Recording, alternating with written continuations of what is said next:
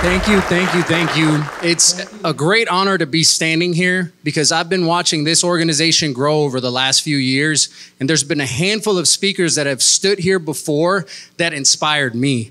So for me to be here in this position is really an honor. So thank you, Elizabeth, Andy, Inspired Leaders, really for letting me share my story. I believe that our story, there we go. I believe that our story is meant to be told. I think Elizabeth kind of touched on this a little bit earlier, that when we share our story, we empower others. We take people that are in a similar situation, and when we share our story of grit and perseverance, we're telling them, we see you, we feel you, you're not alone. I'm going through what you're going through. And so I really appreciate the opportunity to share this, my story here. We all have a story. We all have a situation.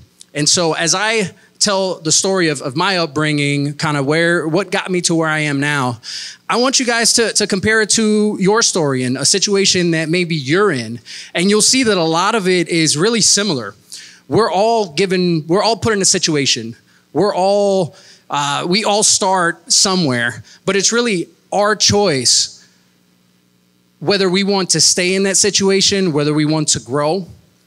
And so my story, most of you guys know me as, if you do know me, as a barbershop owner.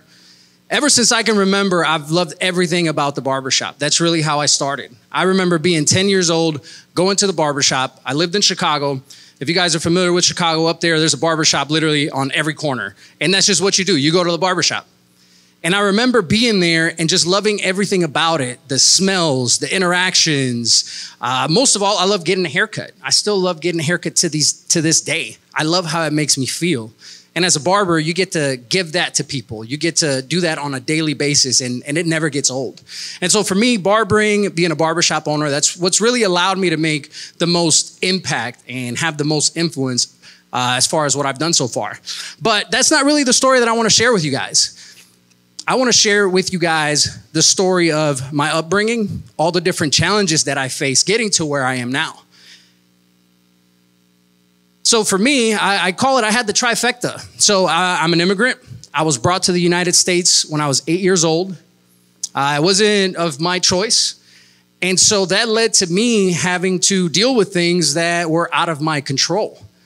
And so, as I mentioned earlier, compare these things with your situation in your life and things that you may be facing right now. There are always things that are out of our control, always. But it's what we decide to do about that really defines us, right? And so for me, a lot of the challenges that I faced coming up really was because I was an immigrant, was because I didn't have citizenship. Now, I was brought to the United States at 8 years old. Like I mentioned, it wasn't my choice. I wasn't asked, do you want to go to the United States? I just ended up here. And if you come to the United States, we overstayed our visa. And so the options for you getting citizenship are really limited. And I had to deal with that pretty much in every facet of my life. Another thing added to it, I grew up without a father. There was no father figure in my family. And as we've seen in the recent years, there's a lot of research that has come out about what impact that has on people's lives. And I've definitely had my fair share of things that had I had a father figure or a role model, I would have done differently. When we moved to the States, we moved to Chicago. We were a low-income family. We had 6 people living in a 1-bedroom apartment, inner city Chicago, not the best neighborhood. Right, so automatically, this was my situation here. This is where I was. I didn't have any control of it. I was 8 years old, right? Like, what can you do as an 8-year-old? But being an immigrant, and there's a term, the immigrant mindset. It's like you're in this situation, but you have to find a way to persevere. Because I always think, my mother brought me here to the States so that I could have a better life, so that I could have more opportunity. Now, could I have had opportunities back where I was in Honduras? Possibly. But there was just a lot more potential, and she made that sacrifice. And so for me to not give it my all and everything that I do is a slap in the face of my mother for the sacrifice that she's made to get me to where I am. So I relate a lot to this word here, dreamer. Now, I don't mean dreamer just in the sense of thinking big or dreaming big. Of course, I do think that I do that. But really, dreamer is a term that's used for kids that are brought to the United States at a young age, right? Just like my situation. I was brought when I was 8 years old. And so you're kind of put in this situation where you grow up going to school with American kids. You grow up speaking the language, learning American customs, yet you don't have citizenship. And so you don't notice what that does, what impact that has for you until you get later on in life. For example, getting a driver's license. You have to prove that you have citizenship to get a driver's license. And so if you don't marry, if there's no other way for you to get citizenship, then a lot of people end up having to just drive illegally. I mean, that's just really what it is. And I hope that it's okay with everybody, me being real here. Is that all right with everybody? Like, we're going to be real. We're going to be real. And there's some things that I'm going to say that, you may say, man, that's kind of a questionable choice. But at the end of the day, we're put in situations to where we make the best decision with what we have, right? And so for a long part of my life, really, I was driving without a license. And now, just to put it in perspective for you guys, American citizens, say you're driving without a license. Worst thing that happens, you may go to jail for a couple days, right? But you'll be fine, right? You'll be fine. You'll eventually get out. You're good. You're undocumented. You get caught driving without a license. What happens, right? See you later. Send you home, and you can't come back in, right? And so as you're living your day-to-day, you're going to school or you're working, you're keeping face with everything that you're doing, but you're always terrified that one little thing can get you deported. That's literally what goes through your mind all the time. I'll give you guys an example. I was driving, I think I was maybe 17, 18 years old. I'm driving, didn't have a license. I'm following the speed limit. I've got my hand on 10 and 2, and somebody rear ends me. Immediately, I'm thinking, I'm getting deported. They're gonna call a police report. I'm getting deported. And there's things in life that happen, and I don't know if there was some like guardian angel that was watching me, but I get out of the car and the lady says, "Oh my God, I'm so sorry. Here, take my insurance down. I've got to go. Just call them and they'll take care of it." And I said, okay. I didn't question it twice. I got in the car and I went straight home. And I remember getting home and telling my sister, like, you will not believe what happened. Because she knew too, like, it literally, the smallest thing could get you deported. And it's one of those things that it causes you to have a complex in a way, because you don't want anybody to know that about you. You don't want it to come up in conversation to where people look at you different, right? And I'm not getting political whatsoever. I'm not trying to do any of that.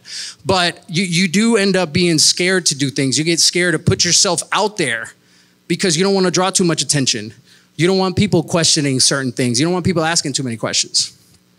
And so that's really the life of a dreamer. And I know that there's a lot of people out there that are like me.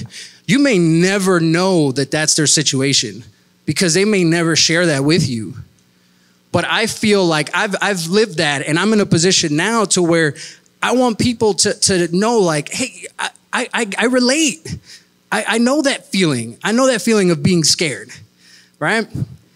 And through all of that, in your mind, you think, well, I've gotta overcome, right? I've gotta be successful. I've gotta create something for myself, because if it ever comes a point in time where I have to show my worth or that I'm a good citizen, right? You want to have something that shows, like, hey, I did something. Like, if you guys are going to deport me, hey, look, I'm a good citizen. I've done this. And so I really feel for anybody that's out there that is dealing with that, because it really puts things into perspective. Now, on the flip side, you end up appreciating everything that you have, because you know that at any given moment, that can be taken away from you, right? And so for me, going through life, I made it through high school, graduated from high school. And as I was starting my barber career, I worked for a couple of years, and I knew that I wanted something more. I knew that I wanted to create something for that reason, that if it ever came time to me having to sit in front of somebody and say, why should I stay in this country? I want to be able to say, I did something meaningful. And so I wanted to open up my own business, but I felt like I didn't have enough business knowledge to do so. So I enlisted in college. Now, I know a couple of things have changed since then, but at the time when I was going to college, I was able to, even though I was undocumented, I was able to sign up for college. Now, the caveat there with being undocumented and going to college is that you have to pay a higher tuition fee, almost like if you're an international transfer student. Even though you're a resident of the county, all of that, you have to pay more. On top of that, now I know this has changed recently, but at the time, there was no financial aid. There was no FAFSA. There was no grants for undocumented immigrants. So if you really want to go to college, you have to pay for it out of pocket, out of your own pocket, right? And so I was working 2 jobs. I was cutting hair during the day. And now that's one thing where there wasn't any residency requirement to be a barber. And so in a way, barbering was my saving grace. It was my passion, but at the same time, it was my saving grace because it allowed me to work. I was also working at a restaurant where I learned so much about dealing with people, about leadership. I was put in a leadership position at an early age there, and just things that you don't really learn in school. And so I'm really grateful for that. But I was working those 2 jobs while I was going to college. Towards my last couple of years in college, they really started cracking down on undocumented people. It was right about the time that they came out with the DREAM Act. And so before, where it was a little, you could get away with working somewhere without having documentation, they really started to crack down. So knowing that I was going to college, I was paying out of pocket, I was trying to do something for myself, I felt like if I'm driving, so I went to Sam Houston. Are there any Bearcats here? There's always a handful of Bearcats. So I was driving from the Woodlands to Sam Houston. This was before they had the campus here in the Woodlands. It was about a 45-minute drive. And I thought to myself, I can't be making this drive every single day. That's 45 minutes. I could get pulled over at any given moment. So I ended up paying a friend of mine to take me to school every day so that if it ever happened, hey, I wasn't the one driving, right? I literally paid him for a full year to drive me. Now, his car didn't have AC. So on top of that, we were sweating all the way over there. Windows down, the whole 9, right? But to me, it was so important for me to finish college, not just for me to get the knowledge so that I could open up a business, but so that I could say, if I ever do get deported, hey, I'm educated. I got myself a degree, right? And so finally, I did graduated in 2014. I got a degree in accounting. When you get to school, they make you declare a major. I had done pretty well in my accounting classes there. Ended up getting an accounting degree, and I then moved on, and I ended up getting an internship with an accounting firm. So now, while my last couple of years in school was when they came out with the DREAM Act. And so for those that you don't know, it was a program that was really for the dreamers. It was for all the kids that came to the United States before they were, when they were young, that had grown up here, were good citizens, were contributing to society. And it was a program that would allow you to get legal status so that you could work, you could get a driver's license, all that. While I was in school, one of my professors had recommended that I go to a career fair and just see if I could get an internship. Now, I had originally not gone to school to be an accountant. That wasn't really in the plan. But I said, you know what, let me see what happens. I ended up getting an internship offer. Now, the way that works is they give you the internship offer, but you don't start for a year later. Now, mind you, I still didn't have documentation during this time, but it was around the time that DACA, that program came out. And so as soon as it did, I applied for it, and I was hoping I could get something because I had taken this internship offer, and it was going to be really embarrassing if I couldn't start because I didn't have any documentation. And now, literally 2 days before I was supposed to start, I had to talk to the HR person and tell them, look, I don't have my documentation. Like, I don't have anything yet. And they said, they showed so much grace to me. They said, well, you still have 2 days because technically you don't really need anything until you start. And literally the day that I was starting is when my DACA, they give you a card, is when I got that DACA card in the mail. And I was able to start that. And I'm telling you, it's crazy the way things work. It is crazy the way things work. So that led to me going and working at an accounting firm. Eventually, I ended up getting my CPA license. I passed all 4 parts because now it became, well, I'm lucky, and this was for a reason. This wasn't a coincidence that I got this status now. And now, mind you, not everybody got it. They turned down a lot of people at the beginning. There's a lot of people that have gotten accepted since, but it was really hard and it was very selective when they first did it. And so just for me to be able to have that was huge. And so at this point, it's like, well, I have to keep going. I can't fail. This is for a reason. I felt like there was a purpose for me with that.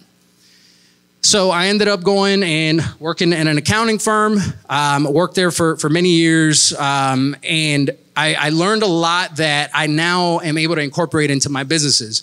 I was an auditor, so I got to see a lot of big business, what made companies great, and the flip side, what made companies places that people didn't want to work at, right? I got to see a little bit of everything. I got to see culture, all that good stuff. But ultimately, my passion was really in cutting hair and being a barber. And so after a couple of years in public accounting, I decided to take that entrepreneurial leap and open up my own barbershop. Now, it took a while. I'm not going to lie and say that I said, okay, yeah, I'm going to do it. It took a while, but it took me really overworking myself in the corporate world, feeling burnt out, for it to finally hit me and say, you know what, if I'm working 80 hours a week, I'd rather put in 80 hours a week for me than a company where I'm really just a number, right? And so I decided to make that choice. And so here's some pictures. On the left is with my mother. You can't really see on there, but she was crying. Now, if you ask if I cried, I sure did. I cried like a baby because it meant to me, it wasn't just finishing college. It was, we did something that people in my situation, not very many people get to do. And so it was more than just a piece of paper. It was an accomplishment for, not just for myself, but for my family as well, right? And on the right side there, that was after I got my CPA license. That was with so I used to work for a company called EY, Ernst & Young. That was the then CEO at a conference that I got to meet, which again is another testament that people in my position, that's not something that happens very often. And I couldn't help but feel like there was a purpose. There was a reason why it was me, why I was chosen to be in that position. So I decided to open up my first business. And now you would think that with me coming from an accounting background, there were some things that I would have known, I would have done. But for me, it was more so the excitement of running your own business that I kind of just dove in head first. So I had been working at a barbershop for a while. The owner at the time had gone through some personal things, and he was looking at selling the barbershop. And since I had been working there for a while, I even worked there while I was doing accounting. I was working on the weekends, really just getting clients in wherever I could. So I told him, don't just sell it to anybody. Sell it to somebody that cares about this place. And so we talked, we kind of came to an agreement, and we decided that we were going to be partners. Now, the fatal mistake in that was that we said, hey, we're going to be 50-50, right? On paper, sounds great, right? Like we're going to put in the same amount of work, we're going to do the same amount of work, and then we're going to split the profits evenly, right? Well, when it came down to it, our visions were completely different. What I saw as what I wanted for the place was completely different than what he did. And so this led to arguments, disagreements. And so when you're 50-50, who wins, right? Who gets to decide who makes a decision? And so, of course, none of that. There was no business plan. There was no structure document. There was none of that. It was simply like, hey, we're going to go 50-50. So there were relationships that were lost here, friendships that were lost in that. I am glad that it happened early on before we had grown to a point where we would have had to just give it all up. There were lawyers involved. I was young at the time. I want to say I was maybe 25 years old when this happened. And there were lawyers involved. And I remember calling around the Woodlands trying to find a lawyer that would help me out with this. And I kid you not, called 5 or 6 different offices. And what they told me, if they even got back to me, was this sounds like a mess. We're not ready to take that on. And so the very last attorney that I got a hold of, they were like, look, this is going to be a mess. This is going to take a lot of time. It's really like we've got, a trial coming up. We don't have time for that. But there's this young guy in my office. Give him a call. Maybe he'll listen to you, right? And I'll never forget.